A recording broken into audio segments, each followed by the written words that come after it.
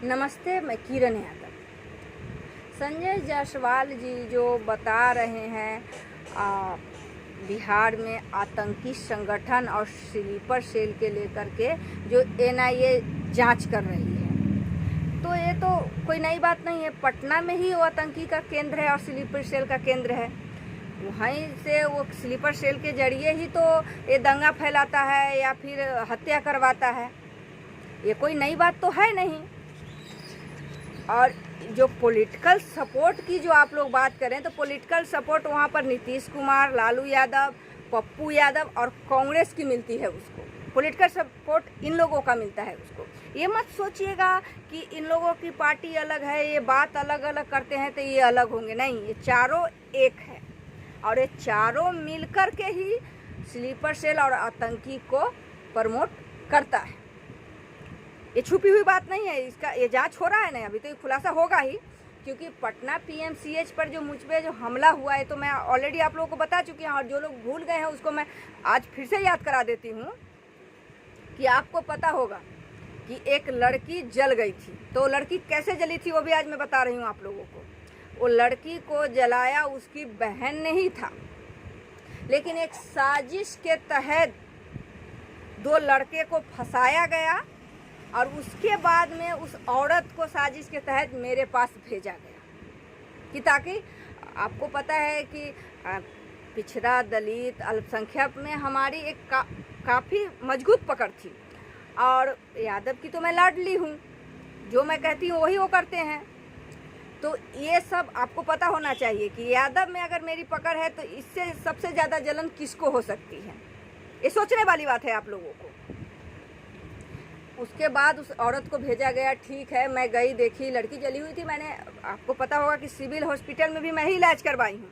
यहाँ तक कि उस लड़की को वहाँ से जब डॉक्टर कुछ पैसे बाकी होने के कारण नहीं निकाला था, तो वहाँ से भी उस डॉक्टर से बात करके कि दे देगी ये बाद में पैसा, उसका रिस्क हम ही लिए और पटना पीएमसीएच मैं अपना किराया दे करके ले गई, वहाँ भर्ती करवाई और वहाँ जा कर के भी मेडिसिन में जो खर्च होता था वो भी मैं ही करती थी।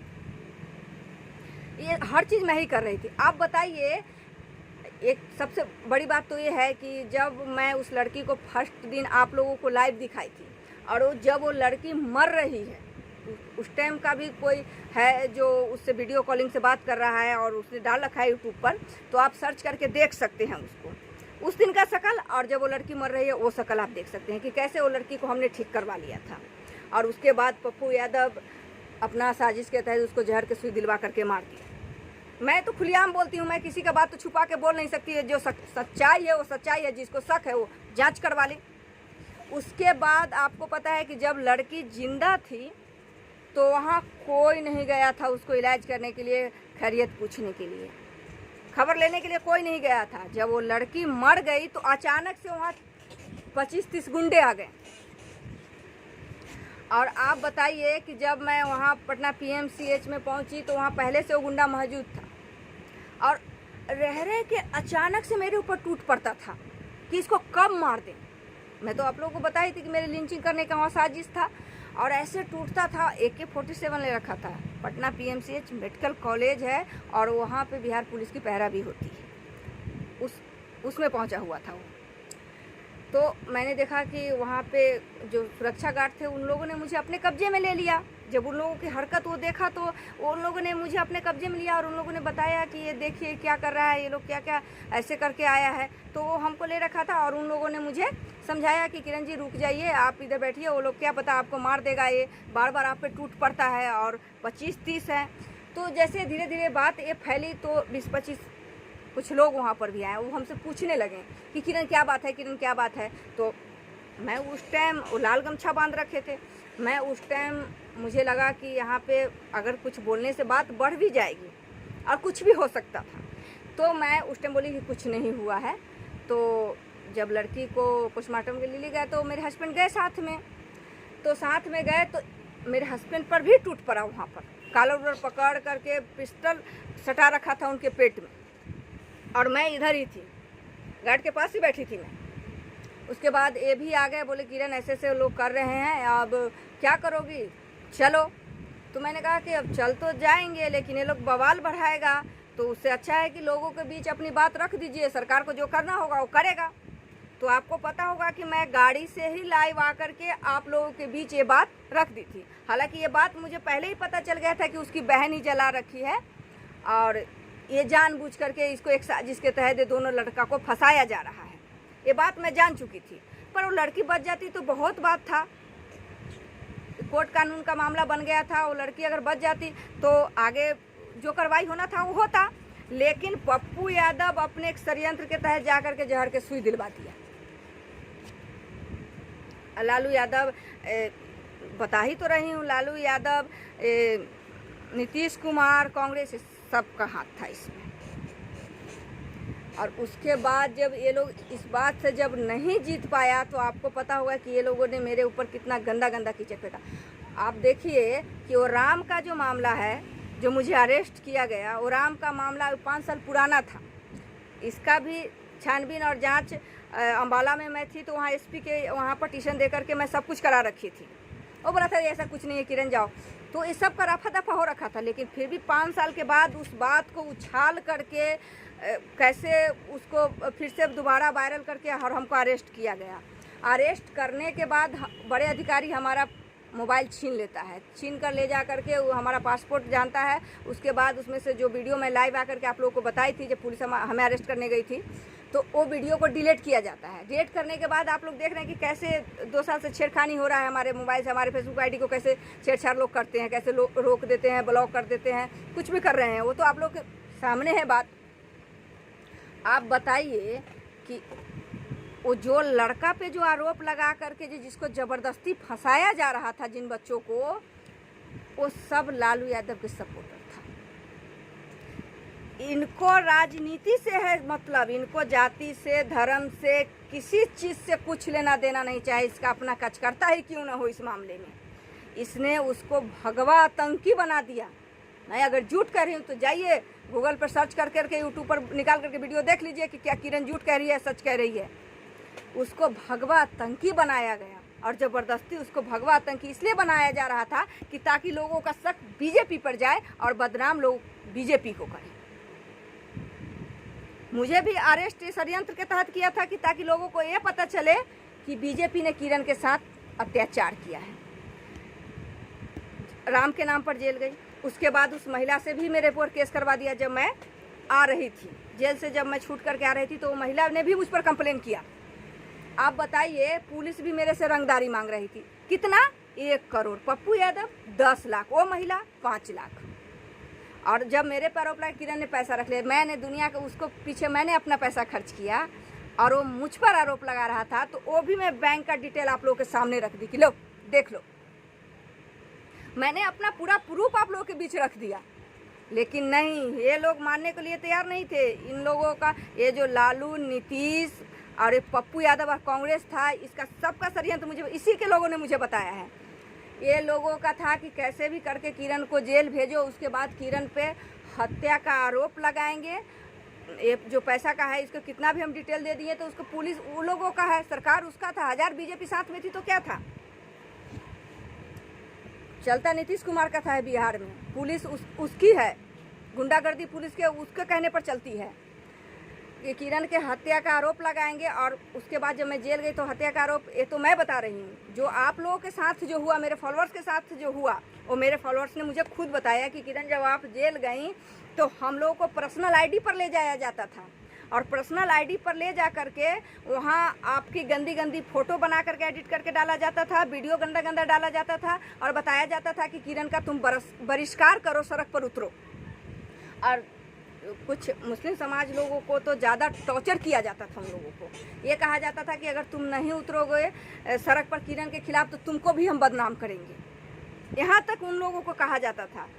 और सभी जितने भी हमारे फॉलोअर्स थे वो सब ये बोले हैं कि किरण जब समय आएगा तो हम लोग भी अपनी बात रखेंगे लोगों के बीच में। लेकिन आप बताइए कि एक मैं यादव की बेटी हूँ, वो दोनों यादव का लड़का था। आप पीछे जा कर के मैसेज पढ़ सकते हैं। हमको ये कहा जाता था कि मतलब इन लोगों का देखिए कि कैसे लोगों को ये भड़काते हैं कि किरण यादव है तो यादव के लड़का को बचा करके जातिवाद कर रही है, तो तू पटना में आकर के दिखा, तुमको हम जिंदा जलाएंगे। जाइए पीछे और देखिए बैक जा करके कि कैसे इन लोगों ने कमेंट कर रखा है। मैंने कोई किसी का कमेंट डिलीट नहीं किया है, वो ऐसा ही होगा उसका कमेंट कि तुम जातिवाद कर रही हो, तुमको पटना में हम लोग जलाएंगे, जिंदा जलाएंगे। ये कोई छोटी बात नहीं है कि आतंकी का डील पटना में ही होता है, ये एकदम हकीकत बात है। और ये सब इसलिए किया गया है कि एक तीर से दो निशान हो जाता है। एक तरफ किरण भी बदनाम हो जाती, दूसरे तरफ बीजेपी भी बदनाम हो जाती, और ये लोग एकदम चिकने हो जाते दूध के धुले हुए। आप जा करके देखिए कि अगर मैं झूठ कह रही हूँ, मुझे किसी से कोई दुश्मनी नहीं है पर्सनल, आप जा करके देखिए कि कैसे लालू के बेटा कैंडल मार्च निकाल रहा था और दोनों लड़का को भगवा आतंकी बना करके पोस्टर ले करके कि अपराधी को फांसी दो, अपराधी को फांसी दो। जो बच्चे जिनको कुछ पता ही नहीं है, वो कुछ जानते ही नहीं है।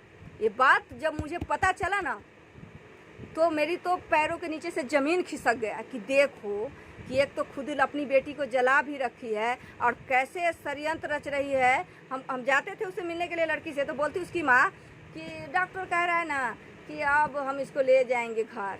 हमको ठीक है, ले जाना घर, अच्छी बात है, ठीक हो जाएगी। तो वो तो मतलब उसको कहने का मतलब था कि हम इसको मरवा देंगे, समझे। और पप्पू यादव से करके मार दी अपनी बेटी को।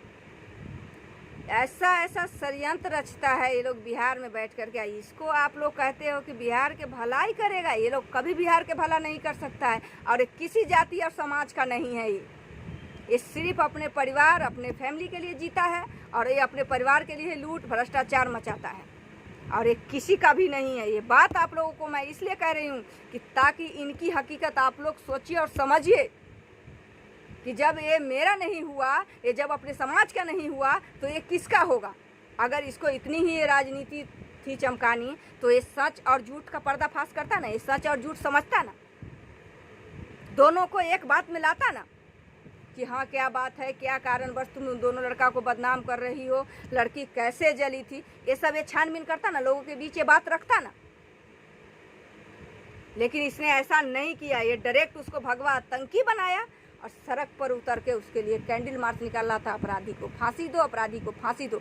यहाँ तक कि इसके ही पार्टी के लोगों ने हमें फ़ोन करके बताया कि किरण जब आप जेल गई, तो हम लोगों ने जब इस बात का पता किया उसी के पार्टी के लोगों से, तो लालू के पार्टी के लोग अपने ही पार्टी के लोगों को गलत जानकारी दे रहा था हमारे बारे में। जितना जो लोग कुछ यूट्यूबर के जरिए जो हम पर कीचड़ फेंक रहा था, वो उसको बता रहे थे, लेकिन ये नहीं बता रहा था कि किरण को राम के नाम पे उठाया गया है।